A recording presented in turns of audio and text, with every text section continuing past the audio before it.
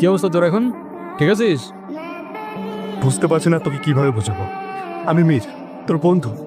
তোর আর আমার দেখা হবে আরো 1 বছর পরে, কিন্তু আমি 1 বছর আগে চলে আসছি, মানে না 1 বছর পিছনে চলে আসছি। কি ভাই তুই খাইছিস কিছু? হ্যাঁ, তোর ভাই এত আগেই মেন্টাল হসপিটাল থেকে বের হওয়া ঠিক হয় নাই, ঠিক আছে? সময় আছে, যা, আবার যা। আরে ইয়ার, আমি কোনো পাগল না, আর আমি কোনো মেন্টাল হসপিটালে ছিলাম না। বিশ্বাস কর না, তুই তোর বাবা সেই শিক্ষা প্রমাণ করার জন্য আমার শহরে গেছিল।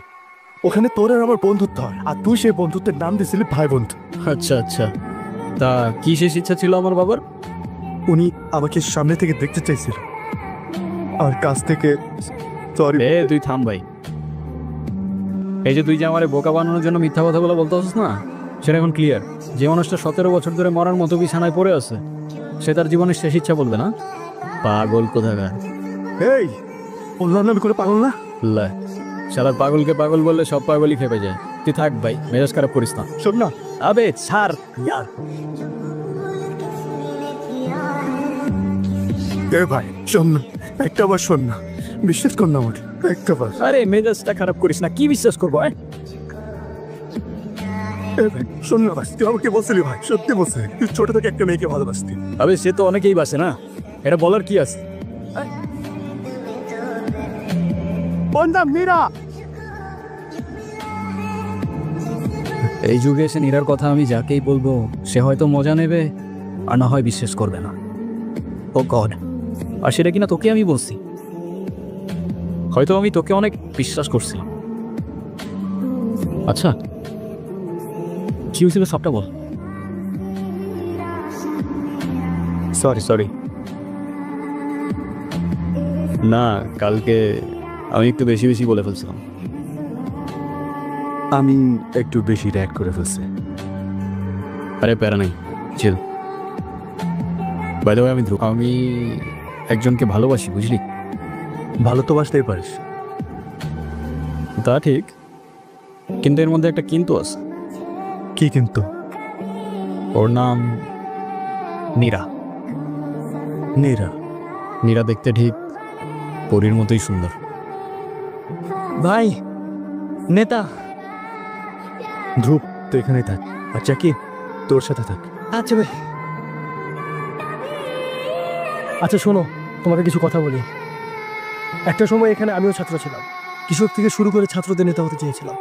আমি সেটা হয়েছিও তোমাদের সাপোর্টে। আমি ব্যাপারটা শুনেছি, আমার ভাই যেটা করেছে সেটা ঠিক করেনি। প্রিন্সিপাল হয়তো আমার ভাই বলে কোনো অ্যাকশন নেয়। স্যার, আমার ভাইয়ের হয়ে আমি আপনার কাছে ক্ষমা চাচ্ছি। আমি প্রিন্সিপালের সাথে এই ব্যাপারটা নিয়ে কথা বলবো, যাতে উনি ওর ভুলের জন্য উপযুক্ত শাস্তি দেয়। না, আপনার তেমন কিছু করার দরকার নেই। এখন থেকে আমি আপনার ভাইয়ের প্রতি স্পেশাল কেয়ার করব, যাতে ও নকল না করে আর পড়ালেখাটাও ঠিকভাবে মনোযোগ দিয়ে করে। ঠিক আছে, তাহলে মীর থাকো, চলুন স্যার। কিরে, আমার ওইখানে থাকতে বলে তুই এখানে দাঁড়ায় আছিস? আচ্ছা, ওই ঝামেলা শেষ হয়েছে সব? হ্যাঁ, ঝামেলা তো শেষ। ও কিন্তু ইরার কথা তো শেষ হলো না। নীরা? ও নীরা। আরে আর বলিস না, ওর জন্য নাকি ছোটবেলায় পাগল ছিলাম অনেক। আমি কান্না করতাম খুব ওর জন্য। ইভেন ওর জন্য তো হুজুরের কাছ থেকে তাবিজও নিয়ে আসতে হয়েছিল। বলিস কিন্তু কেন? ওই যে প্রতিদিনের মতো সেদিনও একা একা বসেছিল।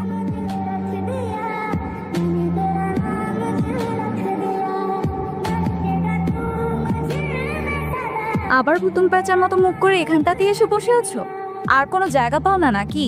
মার কথা মনে হলেই এই ঝোপঝাড়ে এসে বসে থাকতে হবে? মানে কি, কে আপনি? কোত্থেকে উড়ে এসে জুড়ে বসলেন? ইস, আবার আপনি আপনি বলা হচ্ছে, ন্যাকা। দেখেন আমার মন মেজাজ ভালো নাই, আপনি জানতো এখান থেকে। তোমার মন মেজাজ ভালো ছিল কবে? ছোটবেলা থেকেই তো তোমার খিটখিটে মেজাজ। ধ্যাত, আপনি জান না। চলো। চলো মানে? আমি আপনার সাথে কোথায় যাব? আরে চলো না ধ্রুব। এই দাঁড়ান, আপনি দেখতেছি আমার নামও জানেন। আমি তো সবই জানি।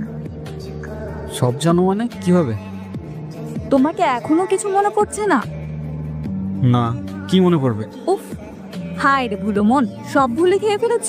আগে তো এমন ছিলে না, আমাকে এখন আপনি আপনি করে বলছো, আবার জিজ্ঞেস করছো কে আমি। কি হয়েছে তোমার বলো তো? দাঁড়াও, আবার বলবে না তো তুমি আমার নামও জানো না?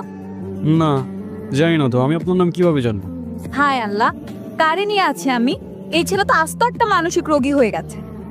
বুঝতে পেরেছি, যাও যাও, আবার হুজুরের কাছ থেকে গিয়ে একটা তাবিজ নিয়ে আসো। হ্যাঁ?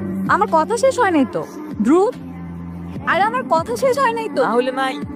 এই ধ্রুব, এই ছোট, কি শুনলাম তোমার বিষয়? কি শুনলা তুমি আবার? ভাইয়া আবার তোমার কিছু বলছো নাকি? না, ভাইয়া কিছু বলে নাই, কিন্তু তুমি উত্তরের দিক কি করতেছিলা? এই রে, নিশ্চয়ই কেউ মেয়েটার সাথে কথা বলতে দেখে জসিম ভাইকে বলছে। তুমি হাসতেছো, তার মানে যা ঘটনা শুনছি সবই সত্য, তাই না? আরে ধুর, তুমি যে কি বলো না। কাজ করো তো তুমি, থাকো।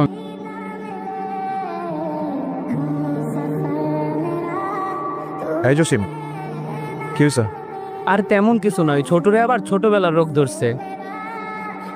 এক কাজ কর, ওকে ওয়ালিউল্লাহ হুজুরের কাছে নিয়ে যা। ওয়ালিউল্লাহ হুজুর? আচ্ছা। তুমি নিচে দেখো, উষ্টা খাবে তো।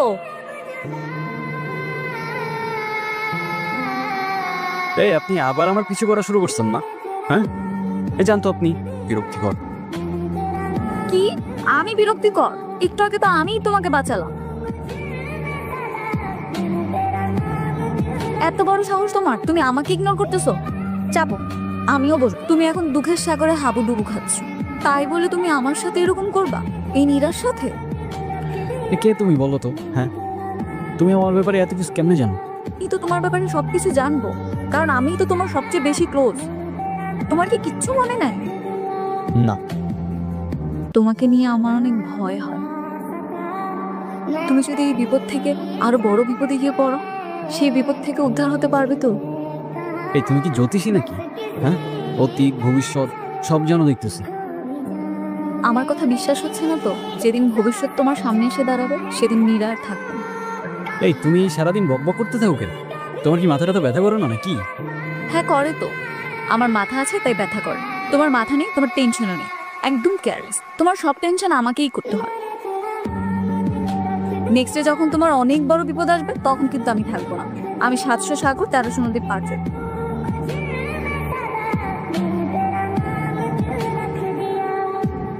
চাচা, শঙ্করের কাছ থেকে তো সুদে টাকা নিলে শেষে টাকা দিতে পারবে তো? মেয়েরা স্বামীর বাড়ির যৌতুকের জন্য পাঠা দিয়েছে। কালী শঙ্করের নিয়ে টাকাটা নিয়ে মেয়েরা আবার স্বামীর বাড়ি পাঠাবে। ফসল তো লাগা আছে, ওইটা বেশি কালী শঙ্করকে দিয়ে দেবো, বাকিটা আল্লাহর ইচ্ছা।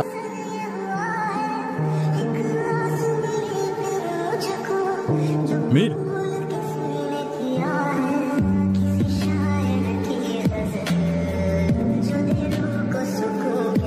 সরি यार, ভয় পাস না। আমি থাকতে তোর কিচ্ছু হবে না। কিসে ভয়? তুই আছিস না? আজ তোরা তুই গায়ে মরবি। কালীশঙ্কর, তাহলে এত বছর যাবত আমি যারা খুঁজে বেড়াচ্ছি, তুই সেই কালীশঙ্কর? মনে পড়ে 28 বছর আগে ফজলপুর থেকে আমার বাবা সব টাকা কেড়ে নিছে। সেই টাকা একজনের আমানত ছিল হারামখোর। সুরাম্য কনসকার বাপের জন্য ছেলে তো কাঁদবেই না। এক বাপের ছেলে হইলে ইমোশনটা বুঝতি হারামখোর। তোর বাপের কাছে পাঠানোর আগে এইদিকে তাকা, তোদের বাপ এইখানে হারামখোর।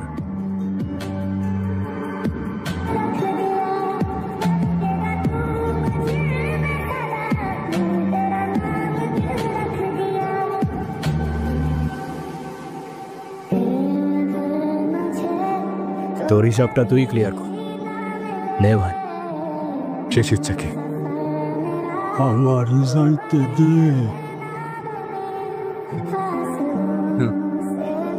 যাইতে দে।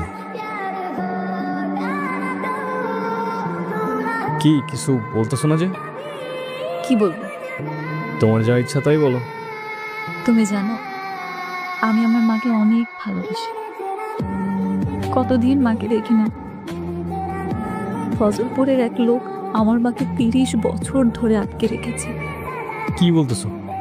এই ফজলপুরে কার এত সাহস আছে যে তোমার মাকে আটকায় রাখে? চলো আমার সাথে, তোমার মাকে ছাড়াই আনি। তার আর দরকার হবে না হয়তো। আজকে 30 বছর পূর্ণ হলো, মা এমনিতেই ছাড়া পাবে। কিন্তু কিন্তু কিন্তু কি? মা ছাড়া পেলে আমি মার সাথে 700 সাগর আর 1300 নদীর ওপারে চলে যাব। আমি তাহলে যাই। আবার কবে দেখা হবে? হবে, আর যদি না হয় তাহলে ভেবে নিও আমি মার সাথে চলে গেছি। তো যাও। আমি চলে গেলে তুমি আমাকে মিস করবে না ধ্রুব? মিস করে আর লাভ কি? আমি তো আর 700 সাগর আর 1300 নদী পার করে তোমার সাথে দেখা করতে পারবো না। আমি তাহলে যাই।